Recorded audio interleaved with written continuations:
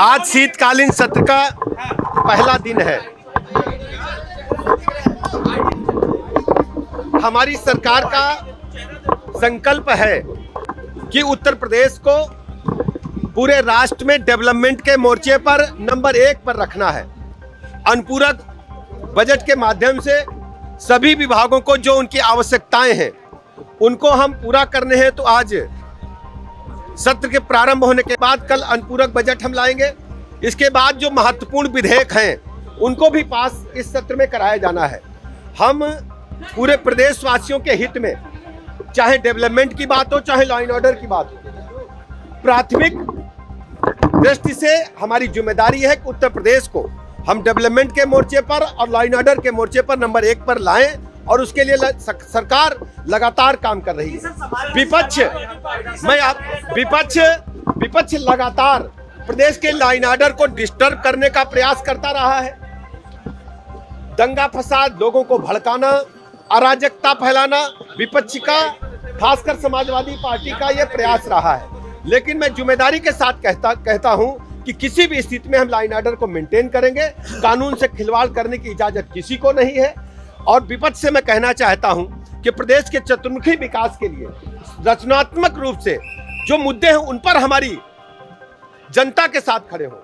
और इस प्रकार के कृत्य को जनता अच्छी तरह देखती है कि जब भी सत्र चलता है केवल अखबार की सुर्खियां बनने के लिए ये होल्ला मचा करके सदन को डिस्टर्ब करते हैं। प्रदेश की जनता पास से माइन्यूट ऑब्जर्व इनको कर रही है। और आप देखेंगे कि 2027 में जब विधानसभा का आम चुनाव होगा ये पूरी तरह से पराजय का सामना करेंगे। वरुण धवन ने पीएम मोदी और अमित शाह की जोड़ी को देश, आप जानते हैं आदरणीय प्रधानमंत्री नरेंद्र मोदी जी के नेतृत्व में आदरणीय गृह मंत्री अमित शाह जी ने पूरे देश को एक ऐसा माहौल प्रदान किया है। वास्तव में महसूस होता है कि 2014 के बाद से भारत दुनिया में जो महाशक्तियां थी उनके बराबर खड़े होने के लिए तेजी के साथ आगे बढ़ रहा है। बड़े बड़े अर्थशास्त्रियों का मानना है कि भारत माता जब 100वीं वर्षगांठ आज़ादी की मना रही होंगी 2047 में, तो हम विकसित राष्ट्र की तरफ स्थापित हो चुके होंगे और आर्थिक महाशक्ति के रूप में तीसरी बड़ी आर्थिक ताकत बनकर के उभरेंगे। वरुण धवन ने अमित शाह को देश का हनुमान बताया है। देश का हनुमान बताया सर अमित शाह। सच्ची बात है। जैसे प्रभु राम का सारा संदेश, सारा कार्य पूरा करने के लिए भगवान हनुमान जी जाते थे, आदरणीय अमित शाह जी ने भी जिस ढंग से जन जन तक पहुंच करके एक बड़ा कार्य भारत माता के लिए किया है। वास्तव में भारत माता दुनिया में सर्वोच्च शिखर पर भारत माता का झंडा लहरा रहा है। वो सब माननीय प्रधानमंत्री नरेंद्र मोदी जी की अगुवाई में, माननीय अमित शाह जी की कर्मठता की वजह से संभव हुआ। झांसी में जो मंदिर मिला है आरोप है कि समाजवादी पार्टी सांसद और वहां के लोगों ने उसको बंद करा दिया था। 40 देखिए, जो भी होगा स्थानीय प्रशासन जांच कर रहा है। कानून मेंटेन हो, कानून से कोई खिलवाड़ न करे, ये हमारी जिम्मेदारी। सर, झांसी मेडिकल कॉलेज के मुद्दे को भैया जितनी चर्चा करना चाहे करें। जो चर्चा मिली है उस पर तो आप बात नहीं करना चाहते हैं।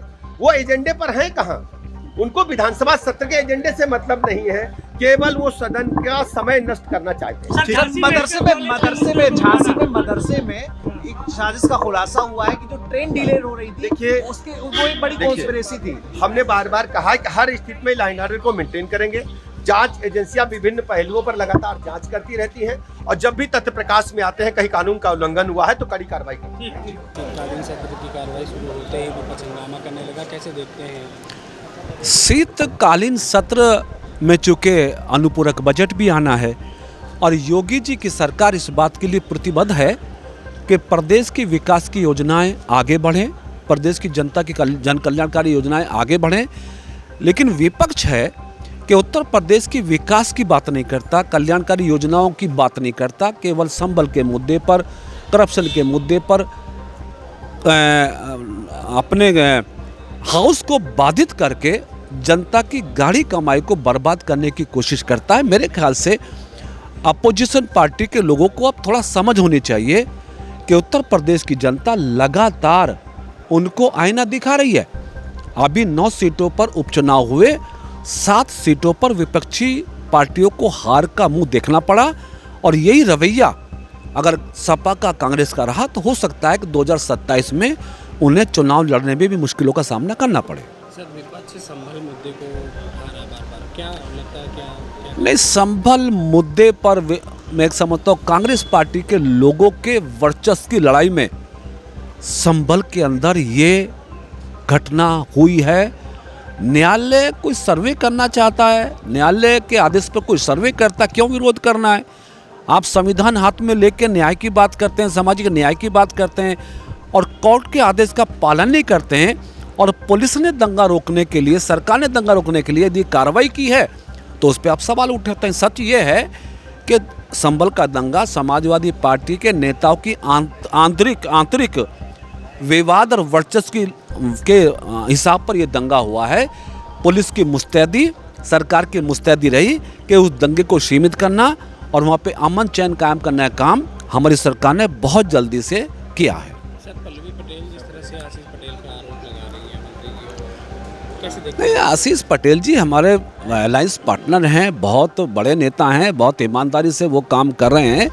यदि समाजवादी पार्टी का कोई एमएलए आरोप लगाता है भ्रष्टाचार का तो जनता भरोसा नहीं करेगी, क्योंकि योगी जी की सरकार में करप्शन और क्राइम पर जीरो टॉलरेंस की पॉलिसी पे काम हो रहा है। हमारी प्रदेश की सरकार पे कोई आरोप नहीं लगा सकता। अगर झूठे आरोप लगाएंगे तो जनता के बीच उनको जवाब देना पड़ेगा। धन्यवाद।